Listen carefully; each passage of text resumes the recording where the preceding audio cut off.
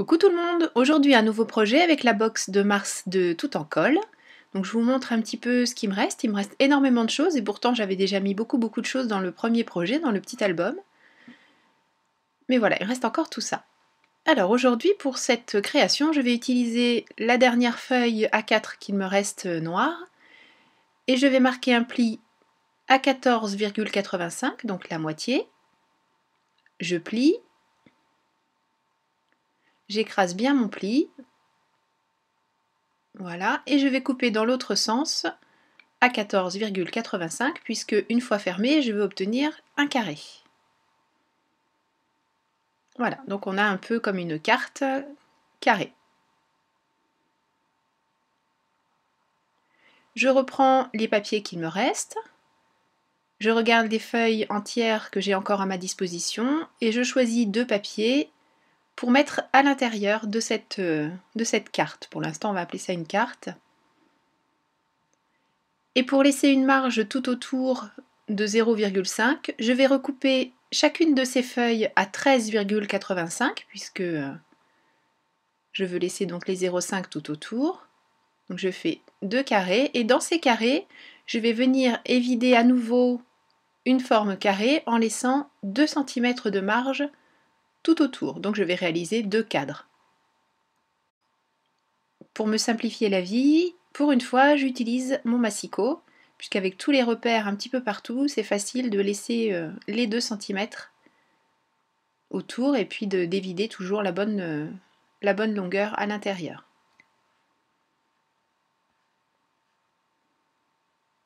Donc ça, je vais le faire sur ce papier jaune et puis sur le gris que j'ai également coupé à 13,85.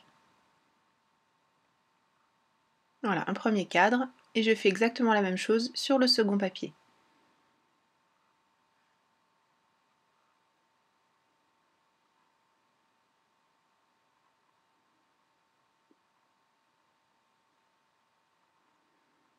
Maintenant que j'ai mes cadres, je vais ancrer avec ma Distress Black Soot. J'ancre très légèrement, hein, c'est surtout pour éviter d'avoir des tranches trop blanches et puis aussi pour faire une certaine unité avec le premier projet que j'ai déjà créé. Alors là, ce qu'on réalise aujourd'hui, c'est pas proprement parler un album. Je pense plutôt à ça comme un cadre photo qu'on peut laisser poser sur le bureau, mais qu'on peut aussi offrir fermé, comme une carte. On pourrait même écrire un mot à l'arrière.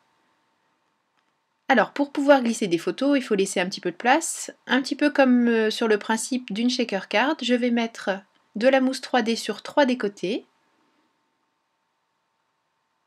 de manière à ce que la photo ne puisse sortir ni sur les côtés ni sur le bas, mais par contre, sur le haut, bien sûr, je ne mets pas de mousse pour pouvoir glisser la photo. Je fais la même chose sur le deuxième cadre. Donc il faut être prudent en posant la mousse 3D parce que ça colle très fort et on a tendance, si on ne prend pas garde, à déformer un petit peu son papier et là le redécoller c'est quasi mission impossible. Et voilà, donc j'ai ma mousse sur 3 côtés.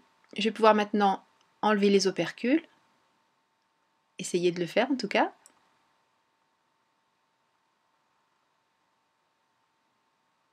Et je vais venir placer ces cadres en faisant attention à bien les centrer tout de suite.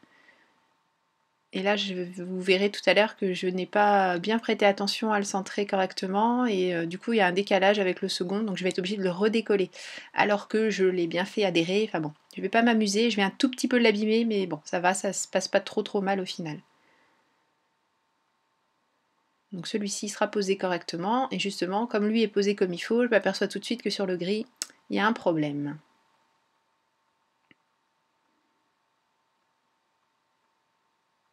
Vous voyez, il faut vraiment faire attention, parce qu'en plus, comme le papier n'est pas super épais là, c'est très facile de le déformer. Mais bon, ça, si on fait un petit peu attention, en vous servant de mes bêtises, vous n'en ferez pas, ce sera bien mieux. Bon, on n'a pas vu, mais j'ai... Ah si, on va voir. Je sais plus si je voulais laisser. Si, voilà, je redécolle tout de manière à correctement le mettre en place. Parce que franchement, c'était pas joli. Donc j'y vais prudemment, hein, procédant tout doucement, mais bon, je vous dis, j'ai quand même en faisant attention, forcément, comme le scotch, la mousse 3D, ça colle très très fort, j'ai un petit peu abîmé mon cadre gris. Mais bon, c'est quand même plus joli, bien aligné. Maintenant, on habille la couverture extérieure. Donc de la même manière que tout à l'heure, je coupe 2 carrés à 13,85. Mais avant de fixer ça, je vais poser du ruban.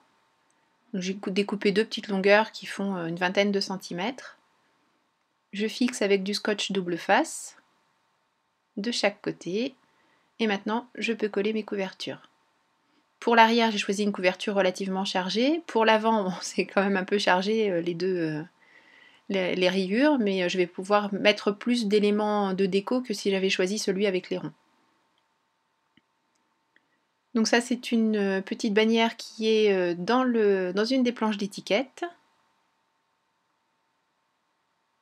Et j'ai fait en sorte à chaque fois de jouer le contraste entre mon papier à rayures qui a des éléments brillants, et là, tout ce que je rajoute en déco, au contraire, c'est très mat.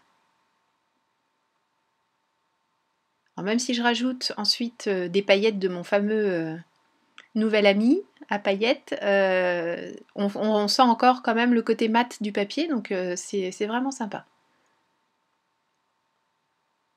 Donc là j'ai essayé de voir si je pouvais mettre un petit bout de ruban, faire quelque chose, et puis au final je vais abandonner parce que c'est pas super joli.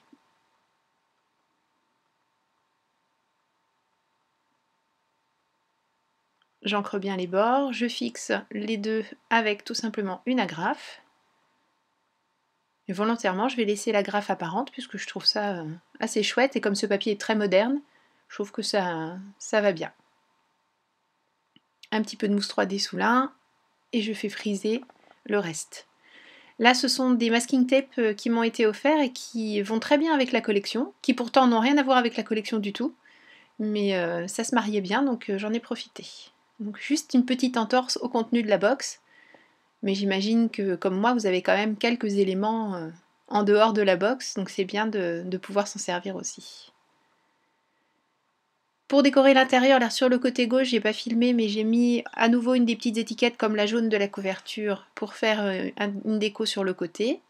Et je vais fixer un mot en bas de chaque cadre, tout simplement avec ma colle à pointe fine, et puis des cœurs de la planche de déco que nous fournit Noël dans la box.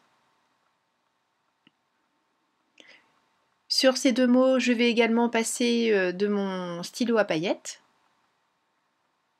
toujours pour rester dans cette même idée de faire cohabiter des choses brillantes, des choses mat et pailletées.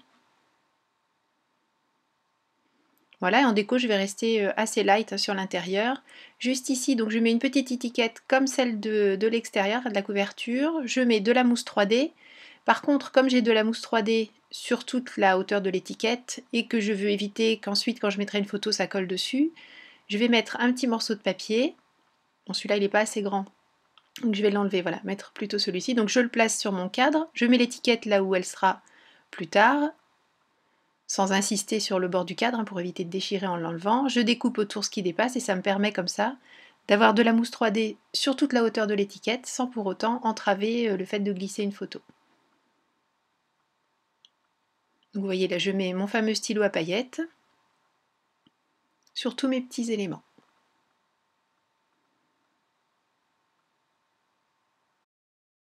Et voilà, ce projet est terminé, j'espère que ça vous a plu. J'avoue qu'il est sur mon bureau et j'aime beaucoup ce petit cadre carte postale. Je me dis que je vais en refaire pour envoyer des photos. Donc voilà, on glisse tout simplement par l'ouverture en haut. Et impeccable, on a un joli petit cadre qui tient très bien posé, ouvert. Et puis une fois fermé, ça fait comme un mini-album ou une carte. Voilà, enfin bon, j'espère que ça vous aura plu, que ça vous aura donné des idées pour utiliser votre box. Je vous donne rendez-vous très bientôt pour une nouvelle vidéo création. D'ici là, je vous souhaite un bon scrap. Merci beaucoup à tous ceux qui viennent de rejoindre la chaîne et puis à très bientôt à tout le monde. Bisous, bye bye.